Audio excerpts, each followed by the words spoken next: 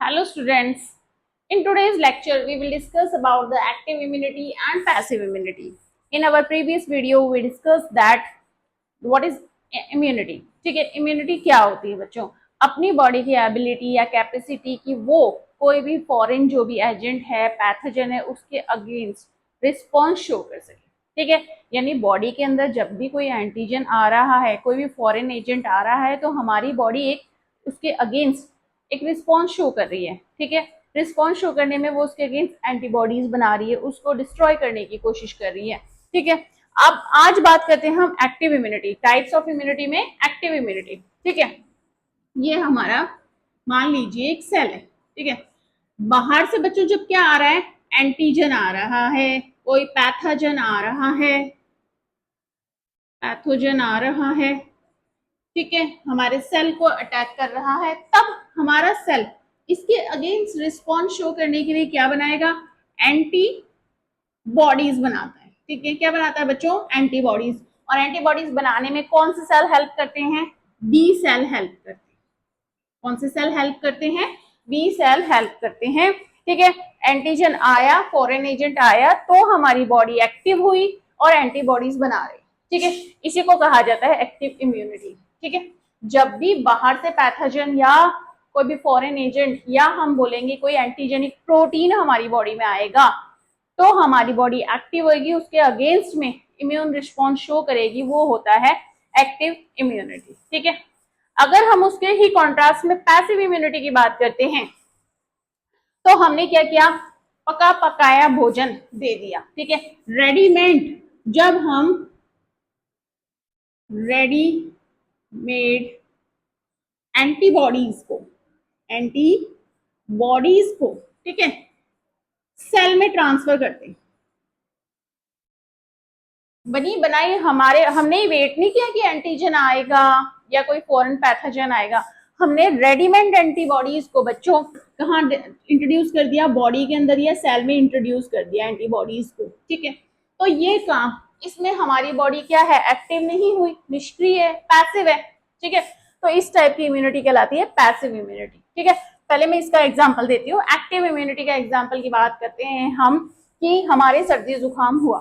ठीक है, हमें सर्दी लगी, जुकाम हुआ, फ्लू हुआ, तो वो 3 से 7 दिन तक रहता है। ठीक है, अब इस दौरान क्या हुआ, एंटीजन आया था। ठीक है, वायरस से अगर हमें फ्लू हुआ, वायरल इंफेक्शन हुआ, तो एंटीजन आया, अब आपकी बॉडी ने उसके अगेंस्ट एंटीबॉडीज बनाई। ठीक है, और वो 3 से 7 दिन में हमारी बॉडी ने उसके अगेंस्ट फाइट करके जीत गई हमारी बॉडी। ठीक है, जीत हासिल कर ली, तो ये चीज क्या कहलाएगी, एक्टिव इम्यूनिटी कहलाएगी।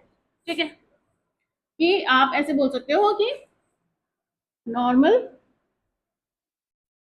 इन्फेक्शन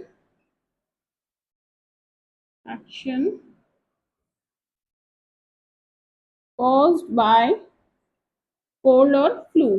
ठीक है, कोल्ड या फ्लू के कारण हमें नॉर्मल जो इन्फेक्शन हो जाता है। ठीक है, अब अगर हम एक्टिव इम्यूनिटी में एक और एग्जांपल की बात करते हैं, तो हमने बच्चों क्या किया, वैक्सीनेशन के फॉर्म में, वैक्सीनेशन के लिए हमने वीक एंटीजन को, वीक या हीट किल्ड एंटीजन को,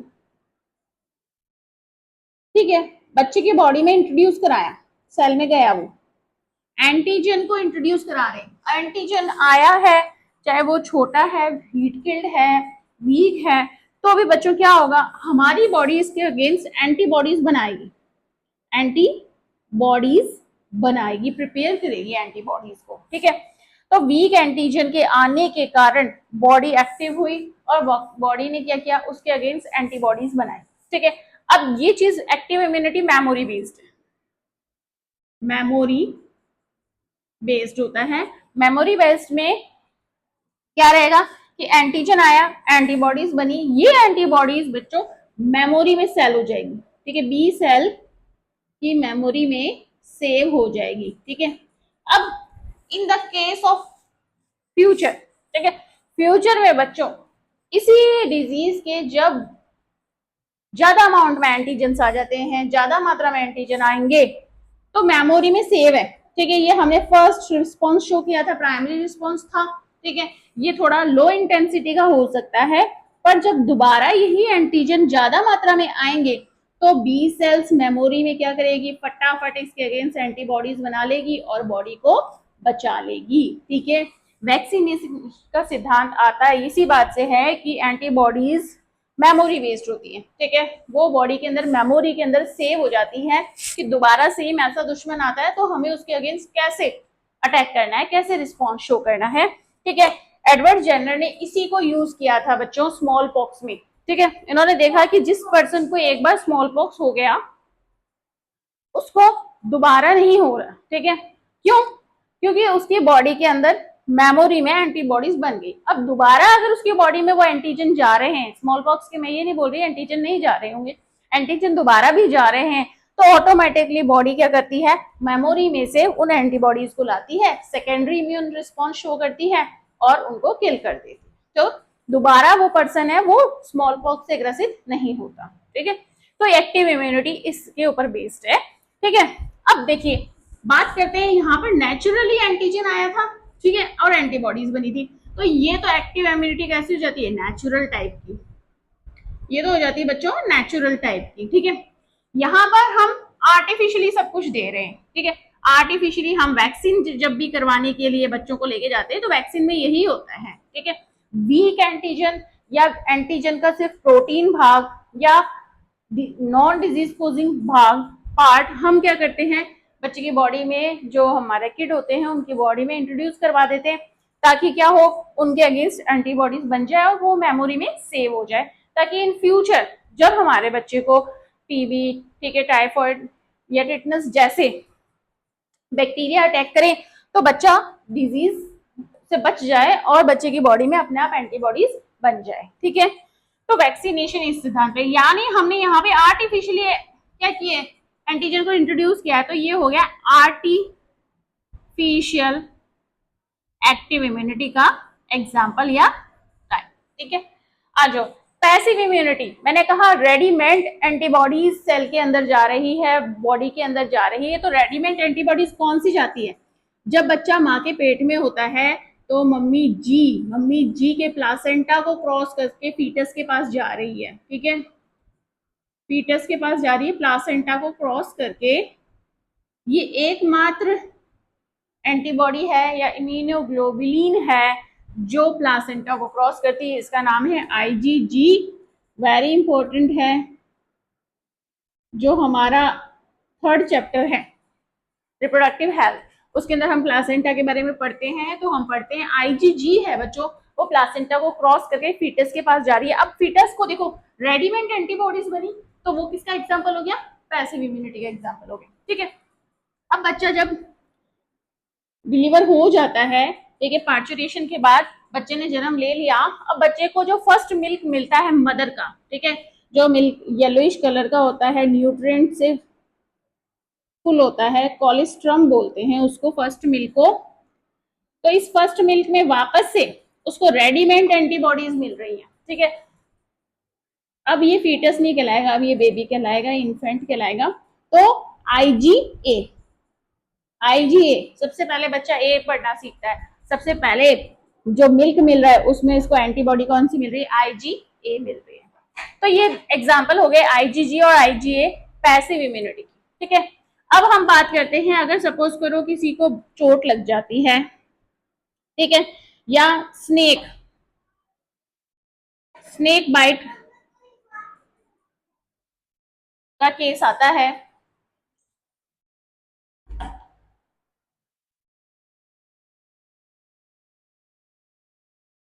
ठीक है,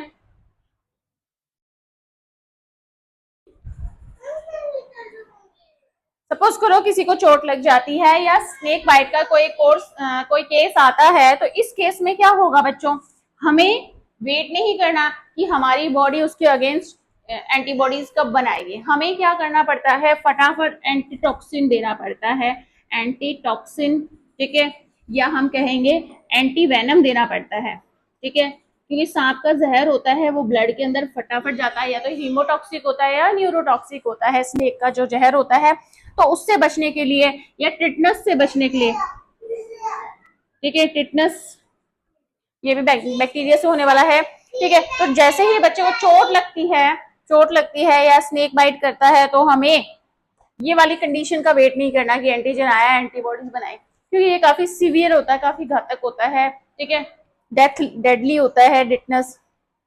इसमें हमें क्या करना है, फटाफट एंटीबॉडीज देनी है, ठीक है, फटाफट एंटीटॉक्सिन देना है, एंटीवेनम देना है।